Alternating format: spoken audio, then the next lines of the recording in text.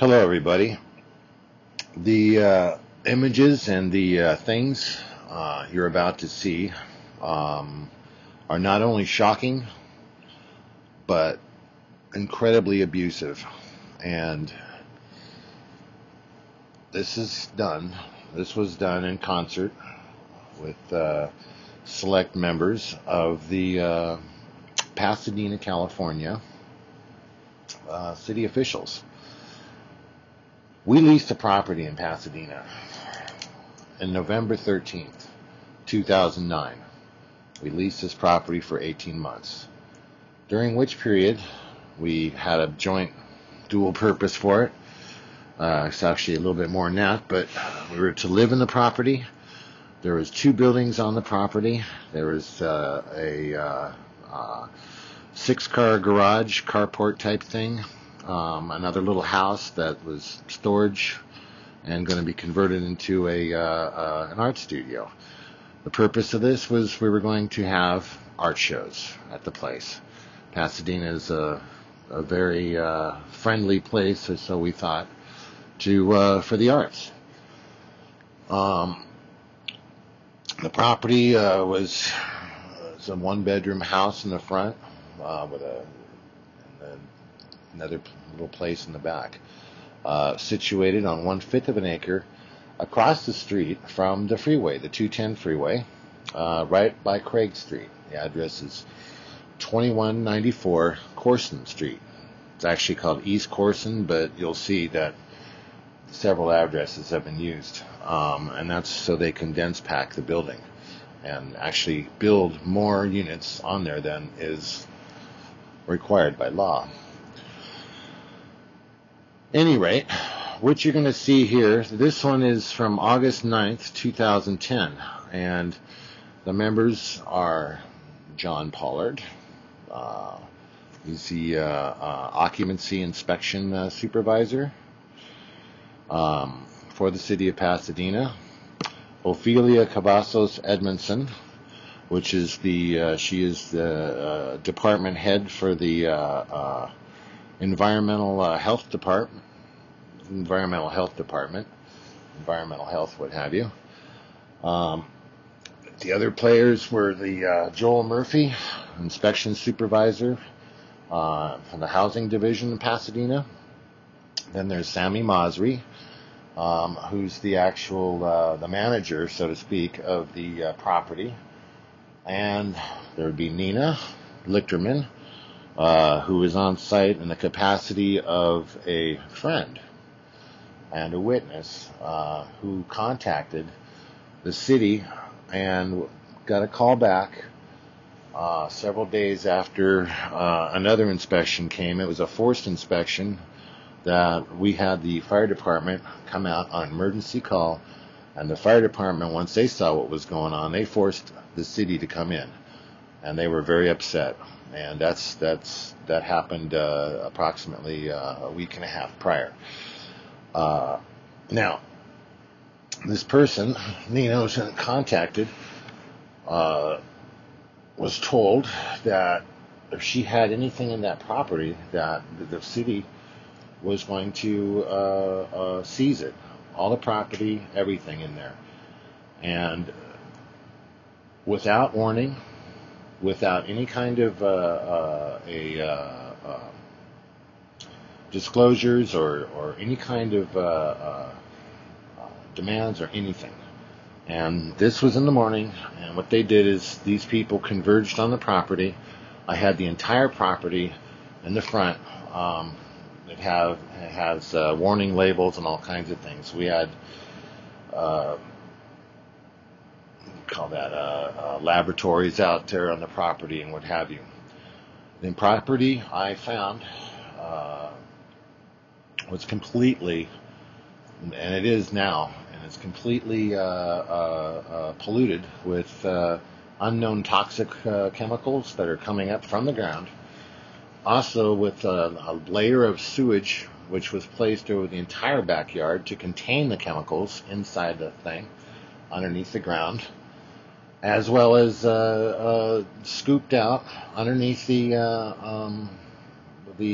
concrete slab which was purposely mechanically scooped out, and modifications were made so the water that would come from the bathtub, from the what do you call that, the washing machine, and the sink would actually fill up underneath this and leak in there with the toilet water underneath the house and build itself back up. And that was done to keep all the sewage alive. That was placed on the back years and years ago. This thing ran underneath the new asphalt driveway, and when the concrete pieces were picked up. So a lot of work was done here. There's a green house that in the back is like a really small one-bedroom place. It's more like a shack, but it's some kind of a historical building. And I guess that place, it was placed there on the property and moved somehow, so it would conceal what was going on in the ground. The other things too were that a French drain was made to slowly drain the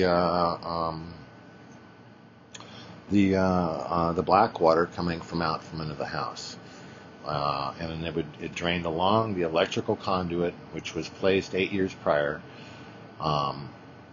in 2005. Actually, a little less than that, but anyway, it was placed. You see, the permits were taken out and everything, and it was also inspected. But the thing is that everyone who's opened that ground up has gotten severely affected by it.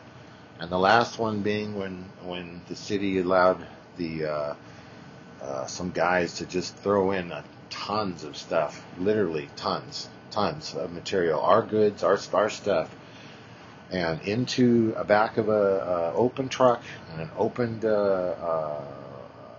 trailer, so it could be shuffled off to the dump, which was taken to Riverside, California, not Los Angeles, because they knew about this,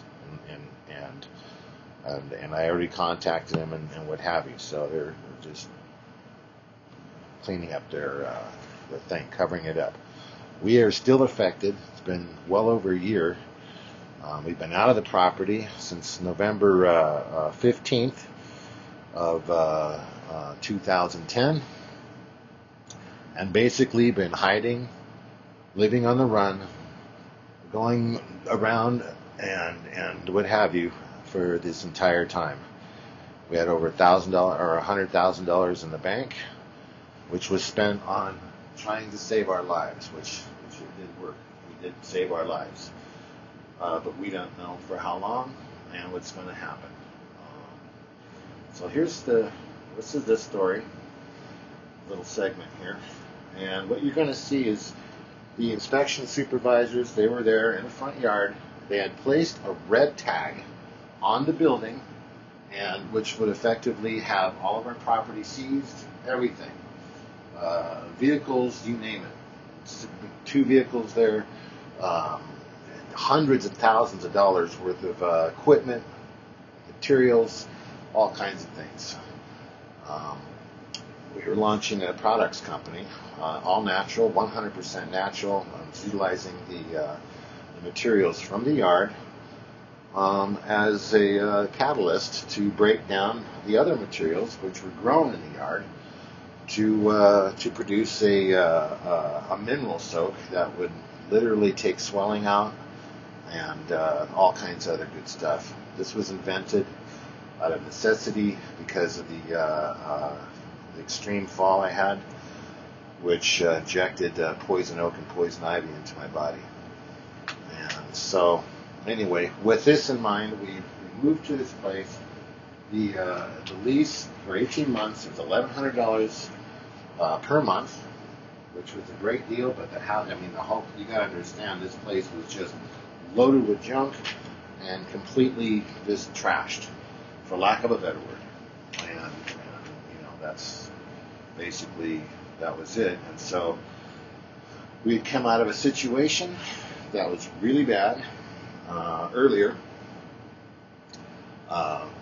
about 3/4 of a year actually before. And what we did is we had a loft, and the loft turned toxic because of septic waters and stuff under the slab, as well as the rats and stuff like that in the walls. And we had everything sealed off, and it was an art gallery.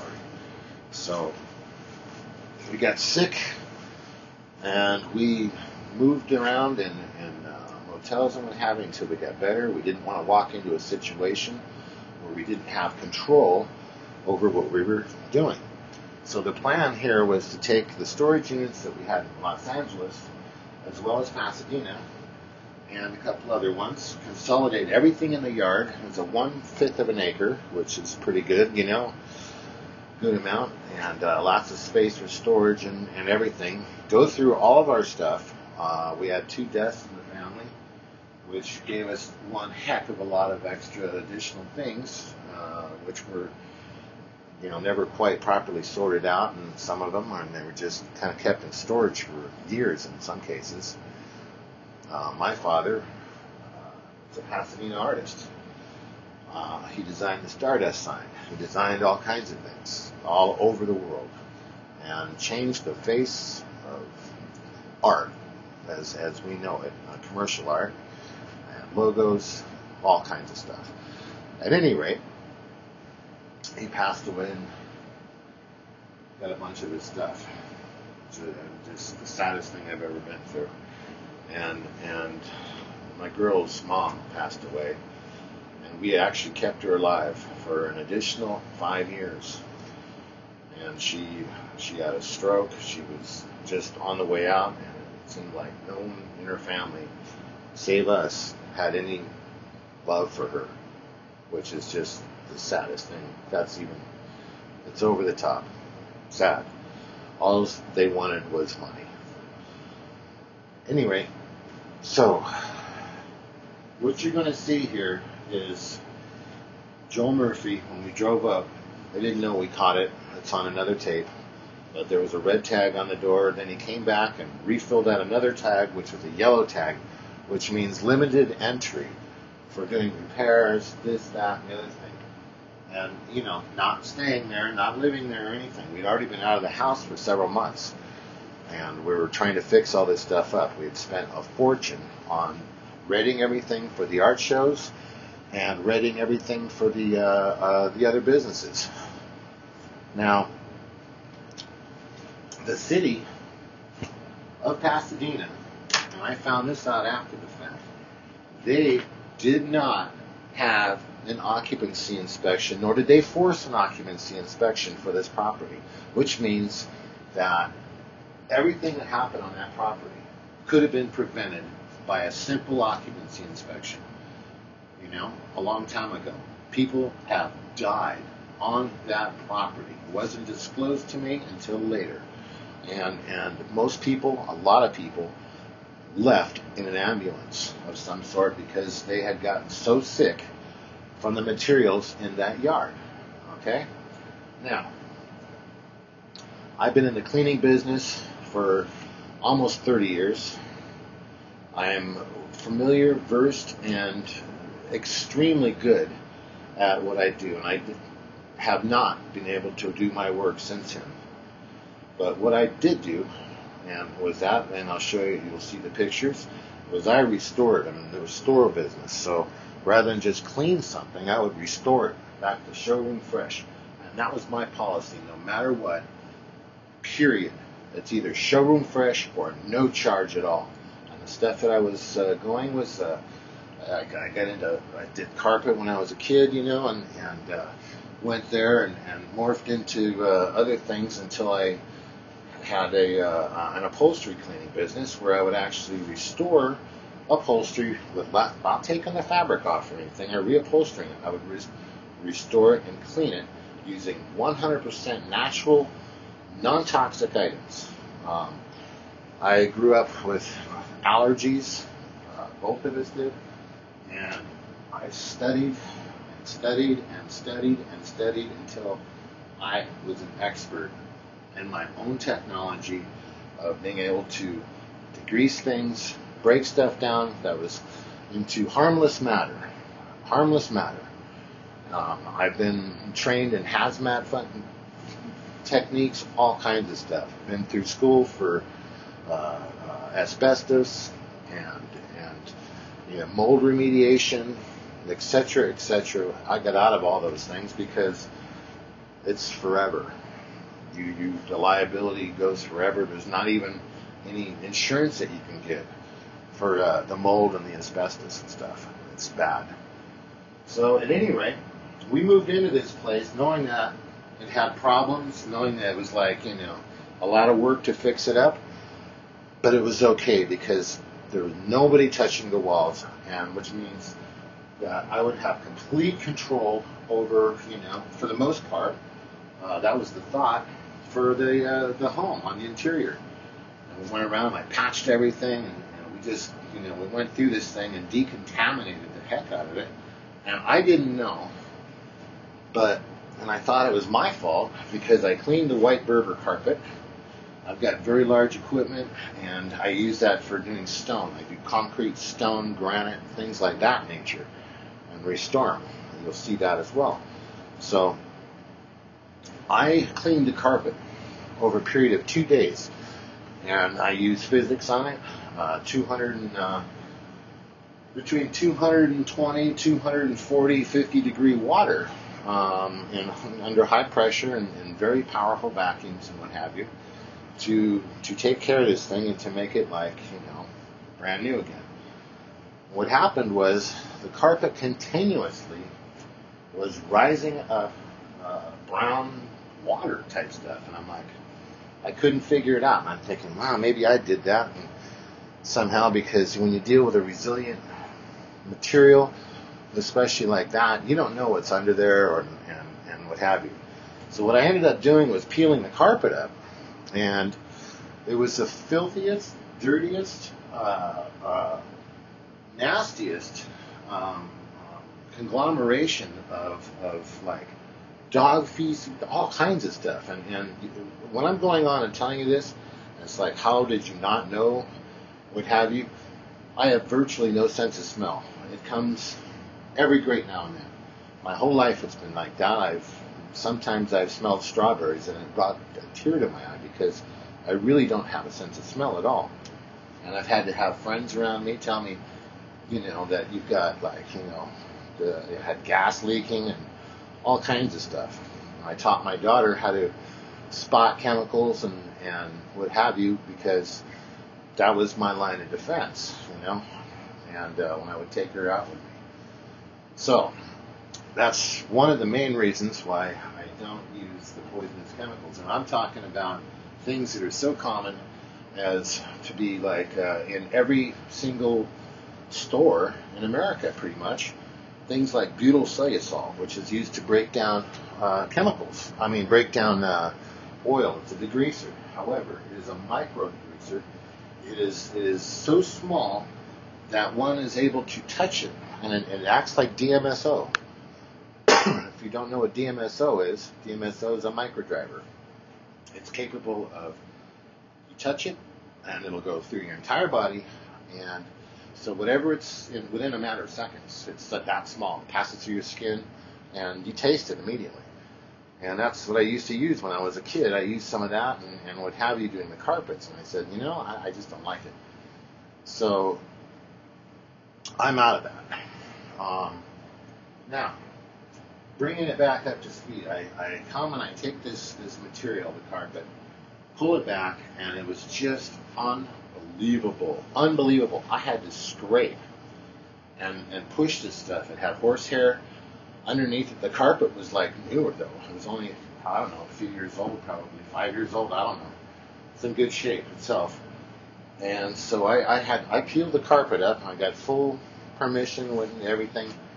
And because once I saw that was just really bad, I peeled the carpet up. I restored the vinyl.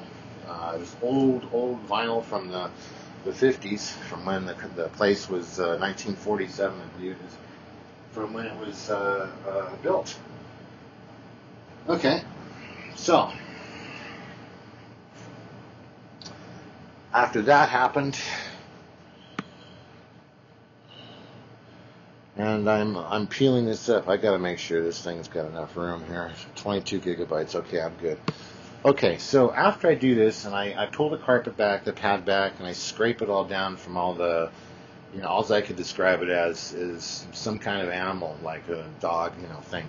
And it made both of us, like, just the being in there, that's how I knew it was bad, was because it irritated us so bad. It just made, the face itch, the lungs burn, the eyes water, you name it. I mean, there was no no way I was going to have my girl in there.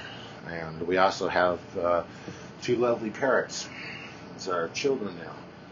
So I do this and I get it to a level, and I'm over there with the thing, and I'm polishing it. I've got polishers and everything. Polishing this really old composition tile, and trying to keep it all good. And the tile starts popping up on its own, which is something I've never seen before like that. That just takes an incredible amount of water over a long period of time. So I'm still thinking, all right, it's possible, because for some reason that job was just so hard. It doesn't take 2 days to clean a carpet like that, but it did in this case, and it was more than, it was like 3 days, including the drying with fans and all that, big power dryers. And I'm just not getting it, and I didn't realize I was getting poisoned in there. So what I did is I ended up peeling up all the tile, and I talked to Sammy Masri, the manager, and he was fine with it, because the deal was, and that's why we had it for 18 months. At the end of the 18-month period, the lease period, we were out of LA and buying a building that we could just operate in and have like a big loft. And we had these things all planned out and what have you. And so they're going to destroy the house and destroy we knew this up front. The house was going to get knocked down, both of them. And they'll probably kept, maybe some of the walls, I guess. I don't know how they do that, but keeping some of the walls and the other portions, and then rebuilding on that site, apartment units. Now, each place was only slated, each lot right there in that area is only slated from the planning commission and all that, a long time ago, for 4 units. Okay, 4 separate units, combined, right? So what I found them doing, and this is again a side note, but what I found is that they placed 2 things on there. So one was East Corson, and the other one was just simply Corson. And what that meant was, with the 2 addresses, there's an address in the back, 2192 Corson, which was the proper address, which is awfully weird because that's sitting way in the back. And then the house was built much earlier, like 1947, in the front, and concrete floor and all that. Okay, so fireplace, it was small. Okay, it's a lot smaller than we're used to, but cozy and manageable in the fact that I was going to be able to absolutely make the place completely sanitized and keep it that way. We had purchased a ozone machine. If you don't know about that, everybody needs one, and a very good one. This is comparable to like a $3,000-$4,000 unit, but with no bells, no whistles, just an on-off switch. I didn't need any of that stuff. I know what I'm doing. So we purchased things like that. We've got foggers. We've got all kinds of equipment in order that we could just maintain an environment that would not poison us again, ever. And so doing these things and cleaning them up. I worked on the house 2 solid months. It was November, December. We moved in just before Christmas, right before Christmas. November, December. That was a solid month, huh? And I continued to work on it. And what I did is I got the interior done. We were redecorating, all kinds of stuff. But the main part is that I spent a solid month clearing out the debris and the stuff from the floor and you name it, and all kinds of other stuff. I had fixed everything. The fireplace was inoperable. I repaired it, and got it into where we were using the fireplace every day. And there was a heater in there, a wall furnace, and which started a fire. It was red tagged by the gas company being hazardous and unsafe. Didn't really bug me, that part. I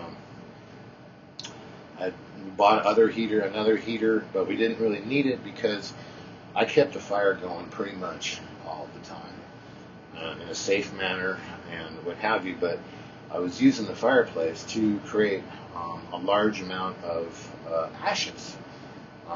Most of it was red oak ash, and I was burning those and in a very hot fire using steel plates. So it was self-sustaining pretty much, and then I just throw some more logs in. I was burning wet logs, which is really cool because I got those for nothing. They were free from some of the tree cutting services, but nobody really knows how to burn wet logs too well. You know, there's a trick to it, and so that's what I would do, and so that was good. We purchased new furniture. We got new Serta Perfect Day sleeper, which is a very expensive bed. Mattress, memory foam in there, all the good stuff, and what have you, because this was our life, and we were going to do it. The girl's got a Pasadena business, and it was close, really close, and so it was good all the way around. And plus we have parrots, not just little ones. These are really big ones. One's a Moluccan, one's a bare-eyed cockatoo. Both of them cockatoos, and both of them can be loud when they want to be. And that was another problem, is that we just weren't able to go into a place and live there because that would just bother the neighbors. But when we got to the freeway place, this is right across the street from the 210, it's elevated. I loved it because here we had the sound of the cars, which anyone would say, why would you want to live near a freeway? But if you realized how it sounded, especially at night, it was like the ocean. It sounded like I grew up by the ocean. So I liked it. It was just cool, and it would afford us the thing. Sammy knew that I was going to be doing art, pounding metal. I make gongs, and I make art pieces that requires me banging on things with a hammer, and stuff like that. And then I'd be doing a lot of work there, so I'd be running machines and this and that now and then. Not commercial machines. Well, they were, but cleaning machines, pressure washers, stuff of that nature. So, and the yard was dead. Front yard was dead. In the back, we had trees that were alive, and like the avocado trees had like tiny little avocados on it. And what we did is we were able to restore the yard and bring this yard to life, putting all kinds of life back into the place, not knowing, and the whole time I'm getting just weaker and weaker, and I'm thinking, what the heck? And it wasn't until her and I compared notes, and we were not there that long. Like I said, it took me a couple months before, full month before I even moved in. And we partially moved in, and then it was a little time after that, and we kind of more moved in and went along those. Now, I took the grinder after the floor. It was determined that tile wasn't going to work. So my favorite floor in the whole world, besides a nice solid gold thing there, is concrete. If you have polished concrete, it's just a dream to take care of. Things slide right across it. I use acrylic. They slide across there. It's easy to take care of. It's sanitary. It's durable. It's beautiful, and it's nice. It's just nice. I like it. And with a nice layer of acrylic on there, water-based acrylic, it's warm. It's not cold like you'd think concrete would be, because there's a layer of plastic in between. The acrylic is plastic. All right. So I grind this floor down, and I ground out the living room and the bedroom and the other part. I left the kitchen. We were like pressed for time, and I was trying to put all this stuff together and still make an August showing. And I've got design techniques and other things that it's going to be an open show, and that I would be able to get orders from, because what I do is very specialized, and it's not something you just pull out of your pocket and say, okay, there it is.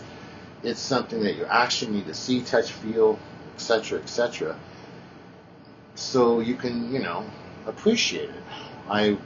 You'll see the homes that I work in, multi-million-dollar homes, giant ones, 17, 20,000 square foot homes, 10,000 square feet homes.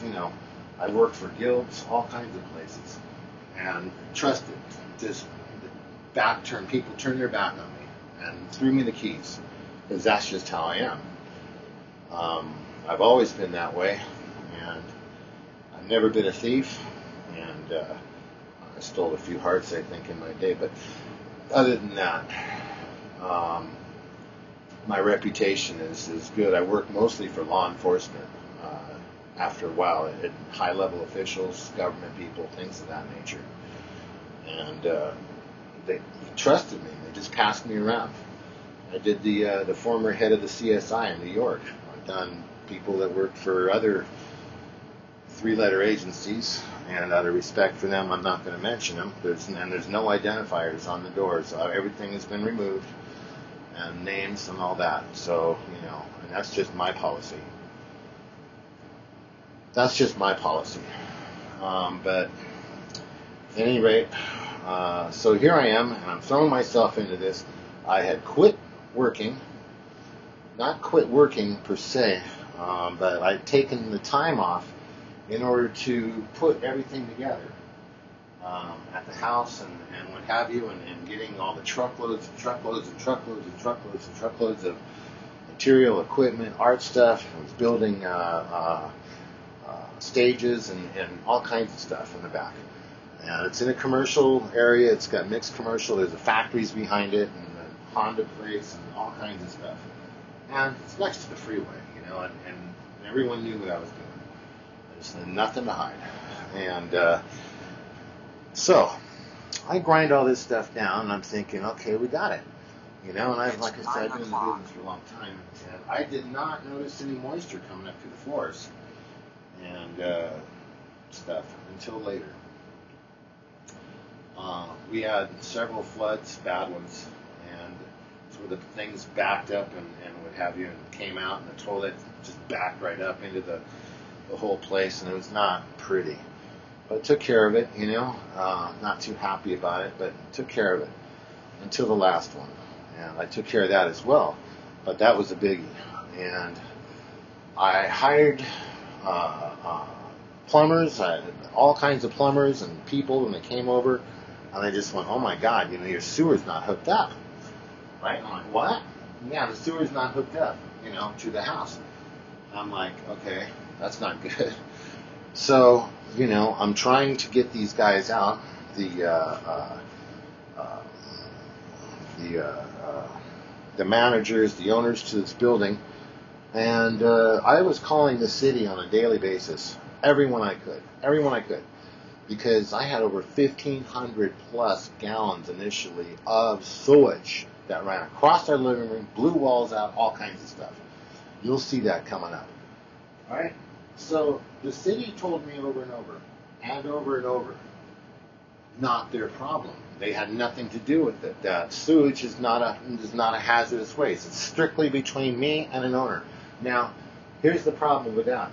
This was done in an opened area next door to children, next door to, there's apartments next door, and 4 units. There's 2 units, but dense packed. A lot of children live there.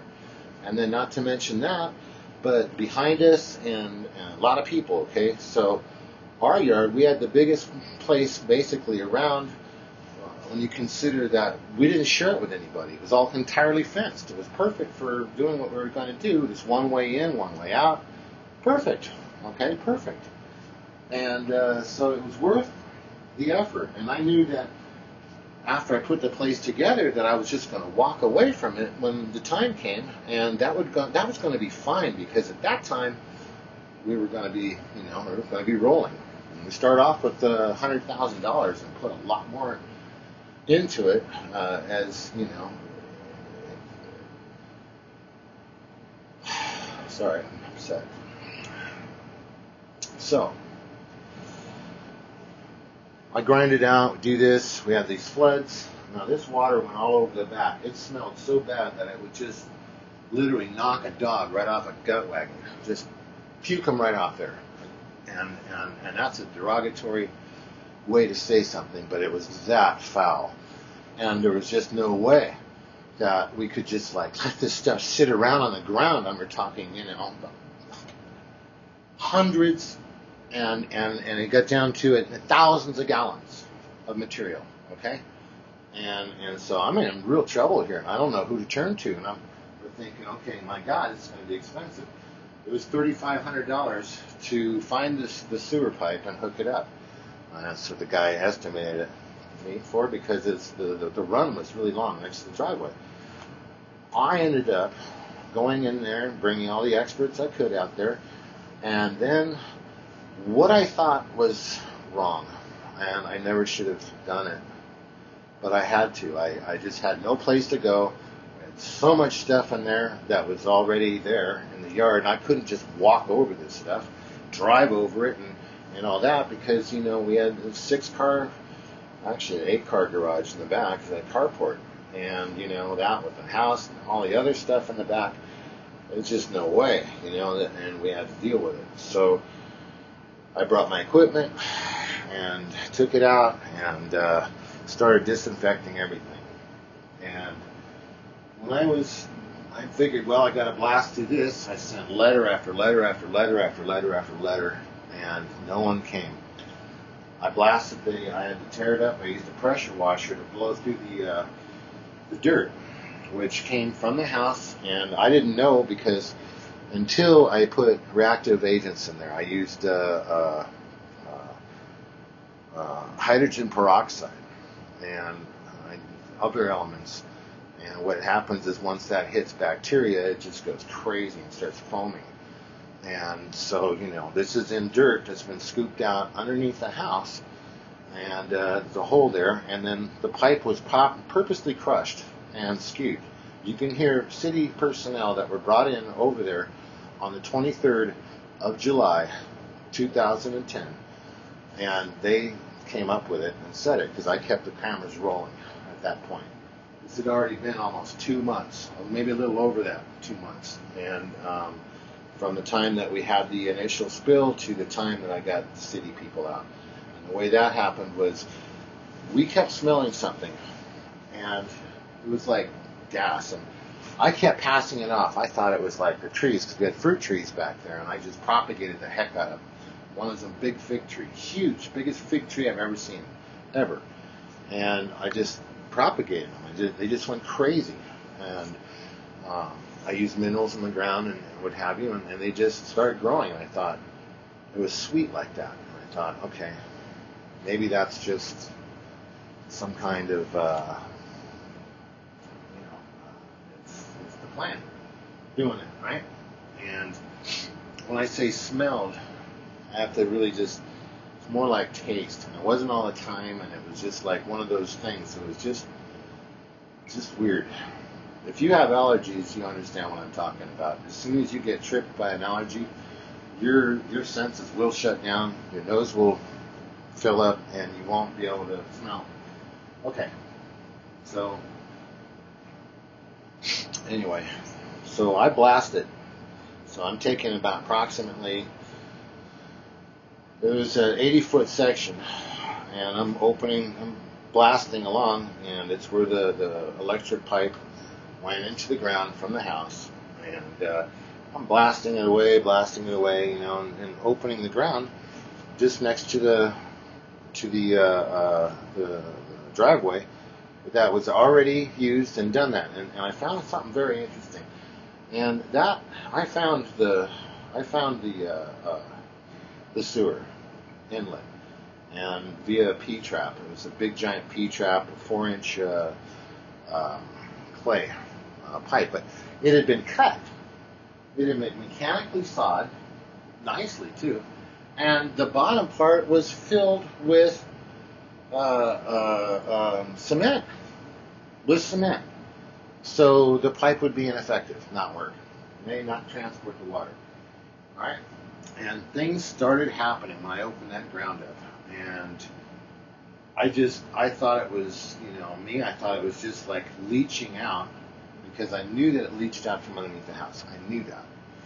And I just figured, okay, it's been years and it's leached out, because it just knocked me down when it opened, when the ground was opened up after, a while. But I just thought it was ground, And then so I'm cutting into the lawn, a beautiful lawn, and I cut through the lawn in order that I could get rid of all the excess sludge, the sludge that came from under the house that I had to clear out, the sludge that was dumped on the side of the property.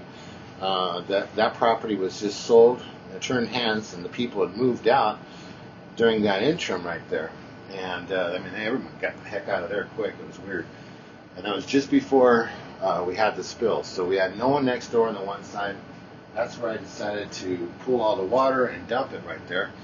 And then I had to do something with it, so I remediated the soil. In the process of remediating the soil, I found that there was an engineered drain, completely engineered, the French drain.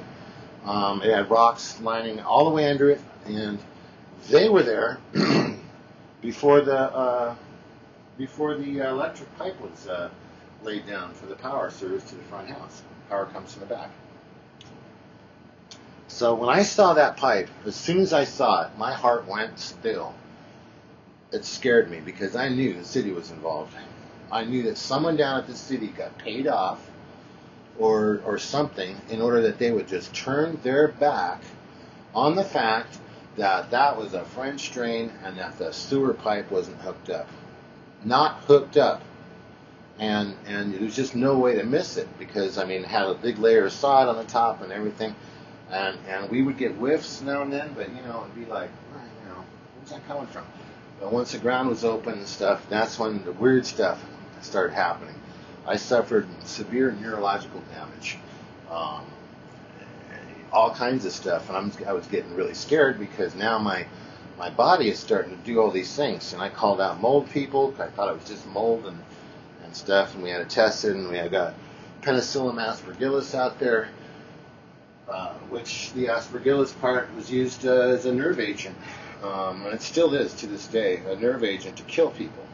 It's also the most carcinogenic thing known to man.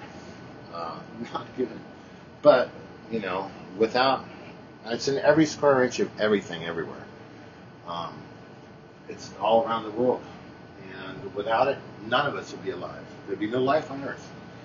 So, by itself in moderate amounts, it doesn't hurt. But when you get over-toxified, yes, you will get harmed. And then you become sensitized. Okay. So, I'm losing weight at an astounding pace. I'm getting thin, skinny, and gaunt. Okay? I'm working my butt off, trying to keep up with this monster. I knew when I saw that thing in the back on the city thing, and I said, there's something really, really, really bad here. And it was at the same time that the girl, she had bloating and ballooning in her stomach and her intestines so bad that it was emergency room time. And I go, I have to do something. And I peeled up the floor, and I treated the house, and it went right away. It actually it fixed it. And I told her, and I believe this to this day, I said, we're tied to that yard somehow, and we're tied to this house until we figure it out how to actually fix it. I'm into homeopathic medicine. This is how I've kept myself alive. My body doesn't work like most people's bodies. I'm kind of wired backwards. And so I've had to take care of myself and rebuild myself. I've been given a death sentence many times. And I had to go and just radically change my life. And I did it using natural techniques. Both of us did. We're both the same when it comes to that, and we have the same views, and we teach each other, and we come a long way in doing this. That's why we're live today. That's the only reason. Okay. So what happened was I tore this stuff up. There was gas coming out, and we thought the gas in the house was leaking because it started becoming more and more, and it was like every day it would notice more, And I don't know if that's because it was etching into us. At the same time, it was being released more and more and more and more and more. And so we called in the emergency responder guy, the fire or the gas company. The gas guy came out, and that was kind of a weird situation. He came out in the middle of the night. It's about 1 o'clock in the morning, 12:30, something like that. And he told us, "Yeah, you got gas, but it's not our gas. Because that's not ours. That's definitely gas. You guys got to get out of here." And so he told me, you got to call the fire department. You got to. And so I'm thinking, all right. I was like, after all the runaround that I've gotten from the city over there, and just you wouldn't believe it. But anyway, I waited a day. I think it was on the 19th. 20th, and I called him because we came in there, and it was during the day. There it was again, and I heard you got to throw water on the ground and all that stuff to keep it in. Well, that's what I did. We called him. Boom. The fire department shows up with a full crew of men for a gas expression. Okay, and that's for some gas of unknown origin. And toxic, poison, whatever you want to call it. Dangerous, okay? Probably flammable because it was like a VOC type thing, volatile organic compound. And what the captain of the fire department saw was horrific. And we had the back of the house partially dismantled, where all the sewage was reeking right up straight through the walls and all that. I went and I cleaned it, and I restored the wood, and I did a really nice thing with the wood. I made it so it would never get moldy again, mildew, what have you. Plus, at the same time as sanitizing it out. And it's a simple matter of, and people do it all the time, but a simple matter of just a little remediation, and boom. And I even had it spot checked. I had a guy go through the house with good meters, water meters and everything, and every wall was just, the stuff was crawling up. So now I'm like, all right, we're in real trouble here. And just before then, I had before the 23rd, I had a company come out to test the entire property, basically. Test the property out, and they took air samples and samples from the soil and all these things, and they found that it was live sewage, man. It was just done, and just everywhere, live things. Now, which was really weird because of the extreme amount of remediation stuff I did. I went to EPA and used EPA standards. In fact, I far surpassed the EPA standards.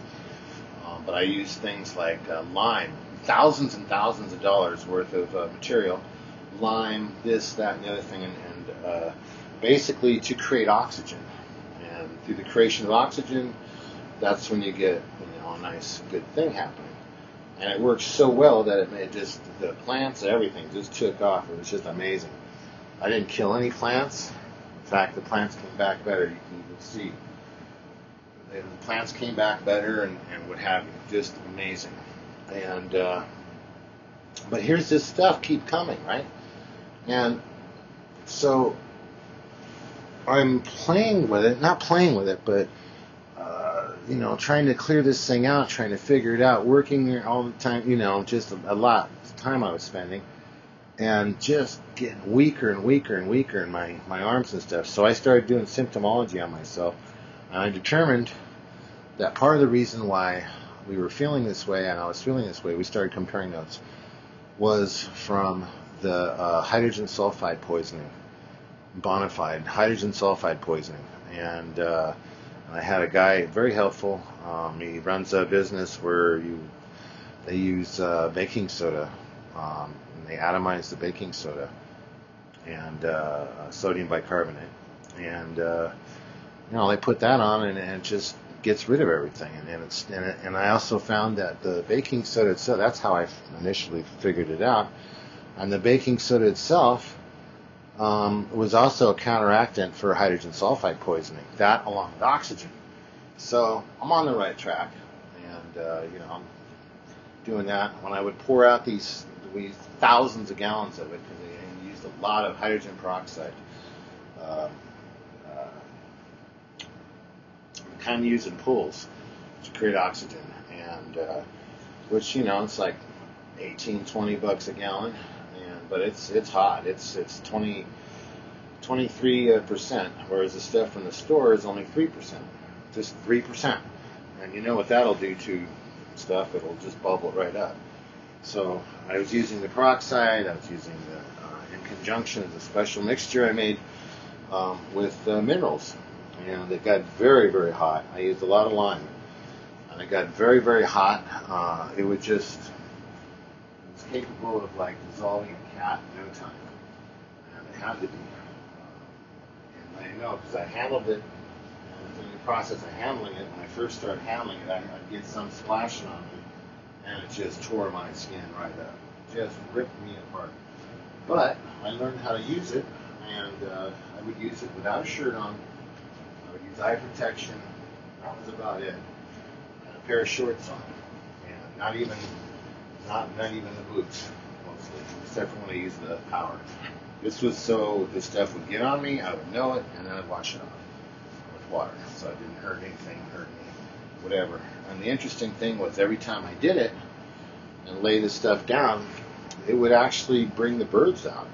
There was no bees in the yard and things of that nature. It was weird, but the birds would come out, start singing, and just going crazy, and they loved it. And then people would come out of their homes. We noticed people that we saw just a couple times, they'd be walking around the block and all that, because the vast amount of oxygen that was replaced in that vicinity based on what we did, which was really an interesting thing. It was great.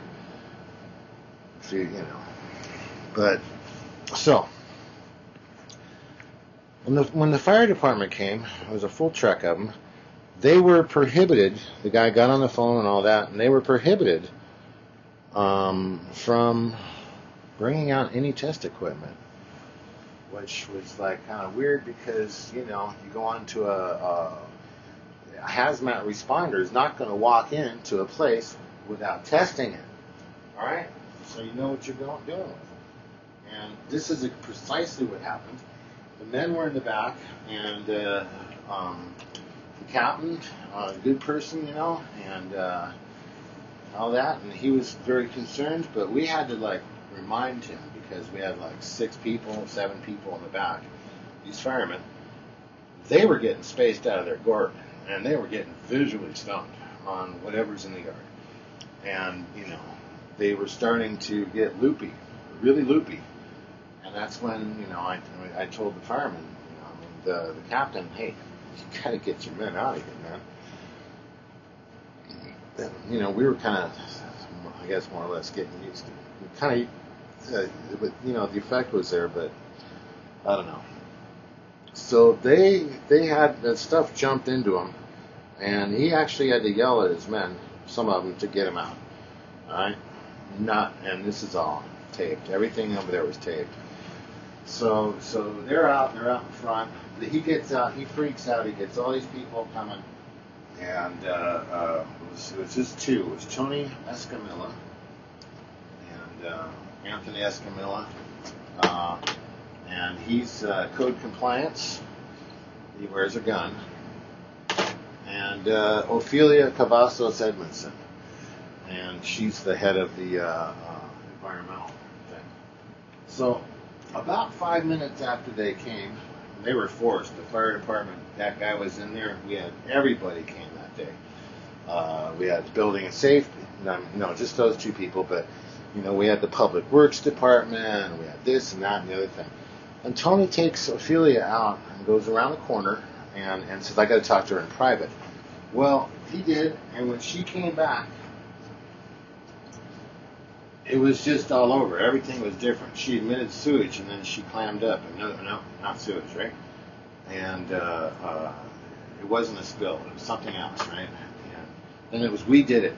And then we got threatened by these city people who said, oh, man, you're looking at a major deal, right, because we're going to get sued and this and that, when this was something that was done to protect the lives of my family, my life, and the neighbors' lives around, because nobody had come. Nobody would come. And so we get threatened. Mr. Escamilla even said, right to my face. And that's when I knew where I stood with him. And he said, right to my face, because there's a piece of toilet paper, there's a toilet roll on the ground and in the bathroom. And, it got wet and all that, because this, like I said, is an ongoing thing. And so he told me just to dry it off and for us to use it, okay? This roll of toilet paper.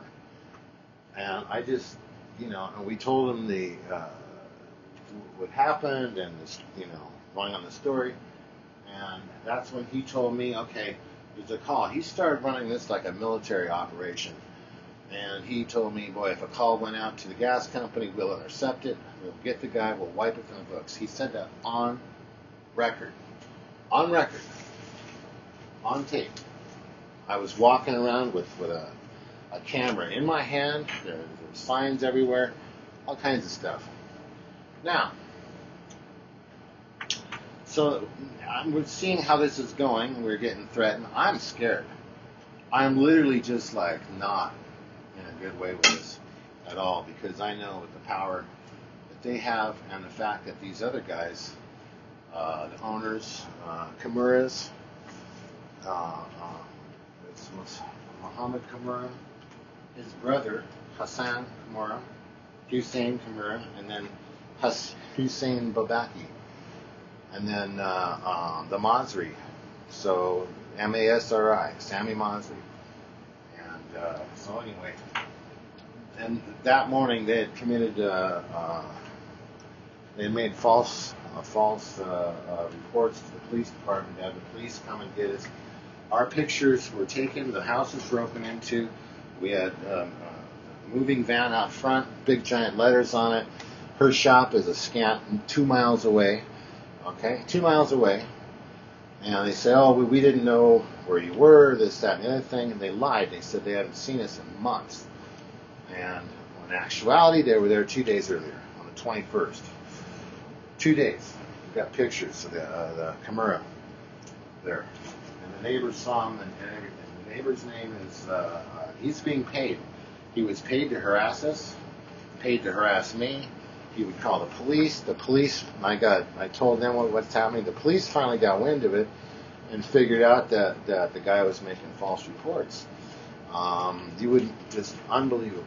And so, anywho, the nightmare started spinning out of control, and you have to realize that I've got nerve damage. And I'm not knowing where it's coming from, We figured out where it was and stuff like that. Everything was just kind of weird. And you don't even know it. You don't even know that you're getting stupid. But you are. And so, anyway, so we had that going on. So after this aftermath, and then he threatened us and had us, we were supposed to move the truck off the lawn that's parked there. And, we were like in a dead panic. We're looking at losing everything that we own. Pretty much, not pretty bad, losing a lot of stuff, and so we got them out, and about a week later, now I've been on the phone constantly to Ophelia Cavazos and been sending letters and everything because they went out and what they did for us was they pulled out our water and power. We no longer had electricity. We no longer had power, water. And they said, oh, well, this is too dangerous. When I had the pit completely done, it was about 140 feet of pit that was there on the electric line. That was already done, taken out. The water part and the other stuff. There was no danger to anyone, and yet they pulled our ability to wash everything down and our ability to take care of things, disinfect, you name it. And I mean, we both are sick, but me, I got it the worst because I was there more. And this type of thing, I don't know, it just seems to build up in your system, and that's it. You're in trouble.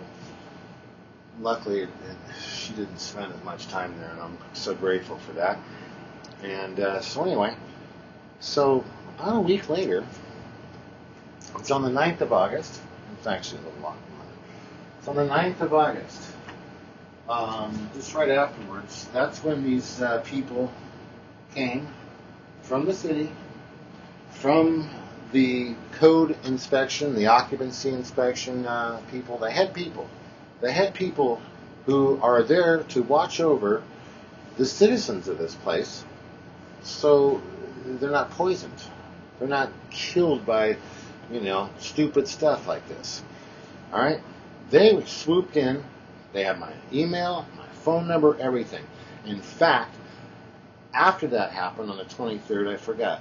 Yeah, on the 6th of August, I had a guy, and he coordinated it, and that was a federal EPA guy, Jason Moschetti.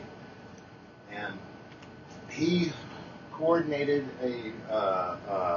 without being on site, and he coordinated a guy from Hazmat, Los Angeles County, no longer the city, because the city's a charter city, and they won't do anything. So I got the county out there, and because I knew something was really bad, and it's just getting out of hand.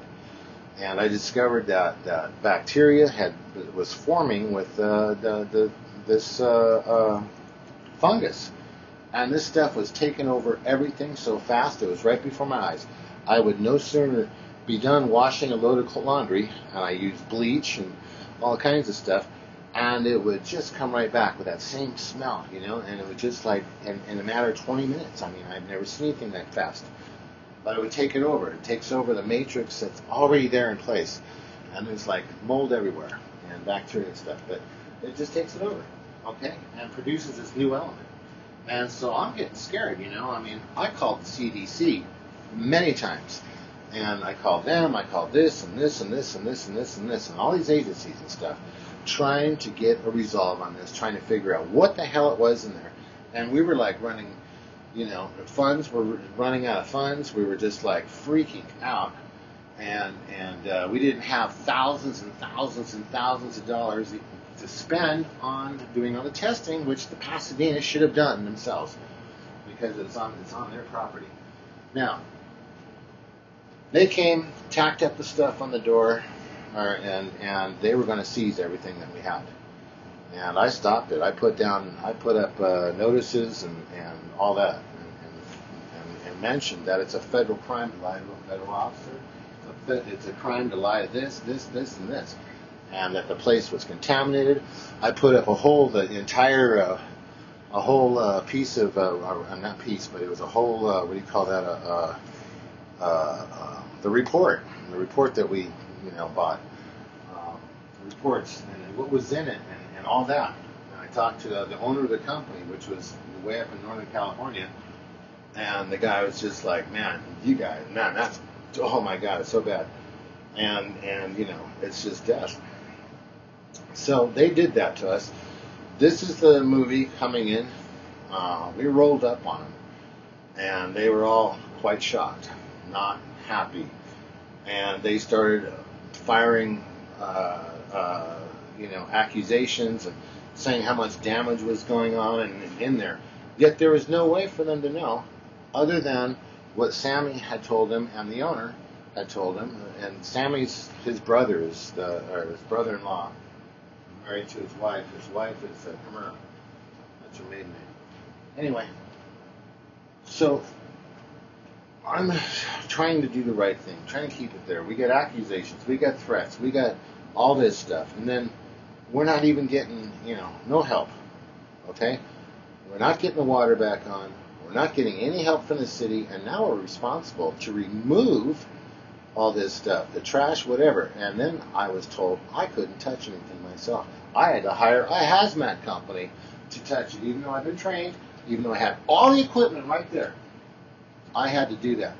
They locked us out of our own property, and through red tape and bullshit, they let everything sit outside, okay, because, we had to move everything out of the house, obviously, and, take care of it, disinfecting, we're just talking it was semi-truck after semi-truck after semi-truck of stuff there. And so we, had to move it out, and it's out there, and they left it sit. We were prohibited under the threat of prosecution from touching our own personal stuff. They would not let me pick up my tools for work. They would not let me get my vehicles. They would not let me get anything out of there. Okay? I even had an art show, and someone, a friend of mine, threw an art show, being that I couldn't do one. And it was advertised and everything, and I couldn't make it. I couldn't grab anything out of it legally. I just couldn't. And, I was, like I said, scared to death. We had death threats from the owners and that, all kinds of stuff. So, and we saw what they did, and we saw how closely they worked with each other. It was a conspiracy thing, and I'm just like, I'm freaking on it. And I found a dump, a hazardous dump. And so anyway, so you can hear what these guys say. And this Ophelia was given, the reports, all that. She told me, she couldn't even understand any of that. Couldn't read it, didn't have the resources, nothing from the Pasadena. And yet, there it was. After the fact, I found out. I found out before. This was a little bit before that we had a thing. I had to go, and one of the plumbers told me to go down to the city and start pulling the permits for the sewer and the other stuff. And he goes, that's how you'll find it. And he goes, you do that, and you'll know where the sewer goes, because it'll have like a map, and drawn out. And so during that process, I saw that house had not had an owner occupancy inspection or an occupancy permit on it for years and years. No occupancy permit. Yet people were allowed by the city to move into that place because they would turn the power back on in all these different people's names. There's 2 services back there. One for the front house, one for the back. Common water. Now, we also had the city come and rub it in our faces about how the water was contaminated, how the bath water was contaminated, that we were staying and taking contaminated showers, contaminated baths. And we had Sammy, he knew, he said, you're sore, and he got all the soreness. He goes, you should just, he told me, you got to take a bottle of rubbing alcohol and pour it in the bath. And that'll, so soothing for the muscles, right? Well, little did I know that that's a driver, and that was just like, go in there. I tried it a couple of times, but I didn't find any effects like that. The bath material that we made was far better. That saved our lives. And but that's what he wanted. And so he was effectively telling me how to do that. Now, another guy did, and you look back on the permitting, and you can see it. You can see that there was complaints made, and the health department would come out, and once they were out there, they would say, everything's fine here. And then they would pull the meter out of the wall. Pull the meter. All right? So we had our stuff was 3 months stuck outside with rain and all that. Ophelia, I guess, evidently was moved out of the department, whatever. She refused to give me any kind of disclosure as to what was actually in the backyard. I couldn't hire anyone. to move this stuff because I didn't have any information. I had some information, but not the whole subject of what exactly was in the ground. And they knew what was there because it was done meticulously to cover it up. And so I couldn't do it. And I begged her, everything. And then that's when her boss took over, William Kimura, spelled differently. And his name is K-I-M-U-R-R-A. The other one was K-I-M-O-R-U-E-H, something like that. So, anyway, so Bill Kimura took over for her. And just prior to that, what she had done for us, to us, was to write these orders down. So I had an actual orders on there. When the federal EPA guy finally came, he couldn't believe it. They knew I was lying, right? Because of what was said. They lied. But when he saw the paperwork, he got pissed. He was pissed. He was mad. He was shut down too, because he was quieted down, shut up, something. We got the tape of that stuff, and they found some kind of, there was radiation on the ground, on the rugs that came out of the house, because it made the meter click, and then that's when they did some bullshit thing and did it. But, he was under this thing, and we were supposed to be these just terrible, awful, horrible human beings, and, whatever, and they tried everything.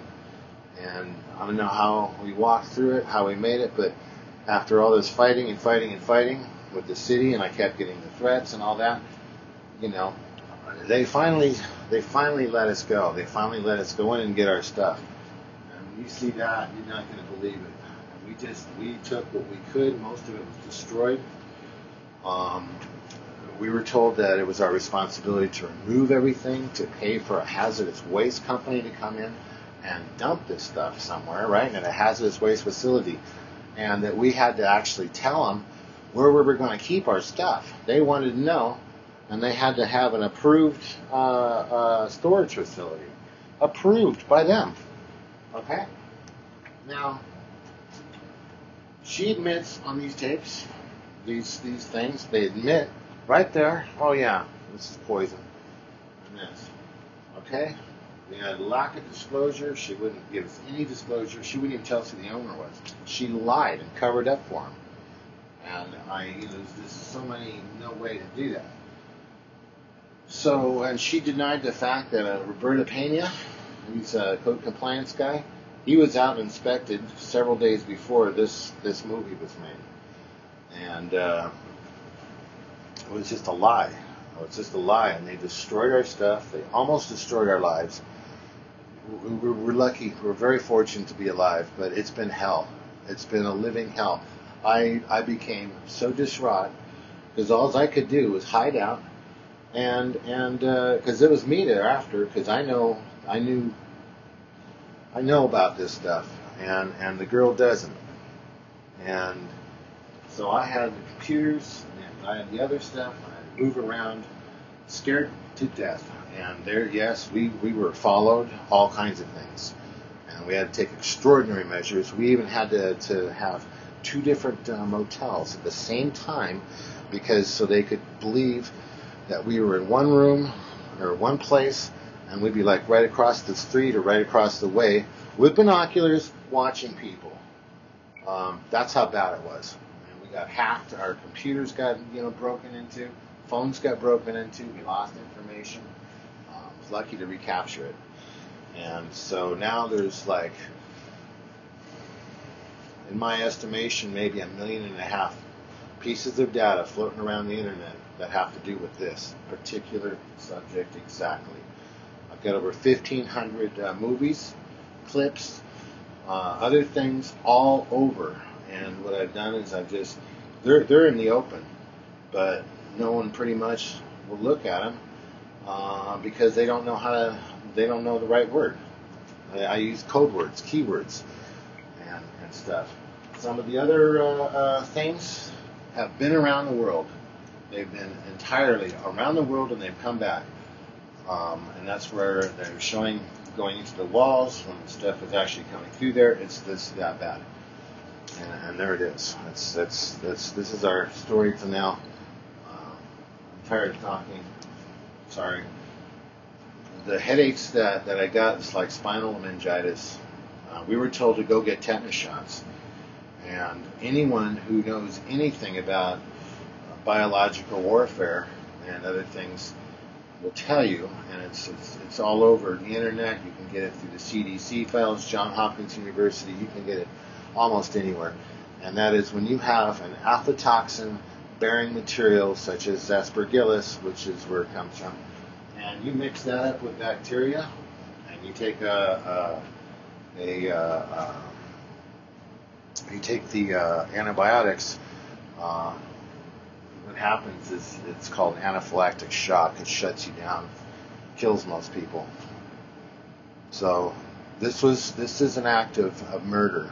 It was an attempted murder, and it didn't have to happen. And the city knew about it. The city protected it, and the city covered it up over and over and over. And they just didn't want to wipe us out. They wanted just to wipe us off the face of the earth. And it was only through some very, very hardcore, tricky maneuverings that we were able to walk through and stay safe. We were stalked. We had the police on the 23rd, that morning, on July 23rd, 2010. We had police going up and down the blocks with 8x10 pictures of us looking for murder. I was supposedly, I had killed my girlfriend. All right? And she was in there somewhere. And they could have easily picked up the phone and called. Her number is right on her door. But they ended up talking to her landlord at the commercial building. And, the guy was in tears by the time, we were sleeping. We slept in till the afternoon. And we heard message after message after message, and he was just in tears. He was so worried, and he knew that, what he heard was bullshit, and it was just impossible because, neither one of us are like that. We fixed the entire place up in her shop. It's the only one on the whole corner that looks like that. It's all tight and sealed, and it's artful. So, this is what happened. And to be a citizen of a machine like this is just horrible. I became suicidal. I thought about suicide a lot. And the only thing that kept me going was the girl, my love. I couldn't take the pain anymore. My head changed shape. It literally changed shape on the top of my cranium. And the platelets in my head were moving. And it was insane. And I had to sit there and do all this typing and fight all these city people and study all this stuff and learn how the hell to keep us alive through the whole thing. And there was times when I just knew that I just couldn't take another moment, not another moment. And somehow I did. And my faith is strong. Both of our faiths is strong. And the technology's good. But to be put through that and to have every lack, everything, every bit of confidence stolen from us. I will never be able to trust a city like this again. Never. Never. We were harassed. We went, the lawyer, we hired a lawyer. Okay? This was for the thing, because they started eviction proceedings against us. It jumped the gun. It wasn't even 5 days or 6 days, and it was like, okay, we're going to do this. No help, but we're just, going to evict you. The city stood behind him. The clerk changed the paperwork. The city clerk changed the paperwork on the what do you call it? The suit. We were countering it, and the lawyer, qz.3gp, he had a wonderful website up. It's not there now. And he said, oh yeah, it's like all about integrity and this and that. And I went through every single lawyer in the book. And we found him in LA. because no one wanted to touch it once they found out that the city was involved. No one had a law firm big enough. But he was cool with it. He was like, oh man, you guys, the information you have and everything was so done so well, and you were so diligent, and you were like, everything, phone records, you name it, right? Diligent. And so what had ended up happening was the day of the trial, this was an eviction proceeding thing, the day of the trial, and I did my homework, and and I brought it up to him. I said, look, no, and I gave him, I gave him the paperwork that said no occupancy permit by the Charter of Pasadena, their own charter. It clearly states that no one can be charged a single dime if there's not an occupancy permit on that property. John Pollard is the head of all that. Okay? Not a dime. But yet, guess what happened? With all that in place, that's all we needed right there was to say, where's the occupancy permit? The case would have been thrown out.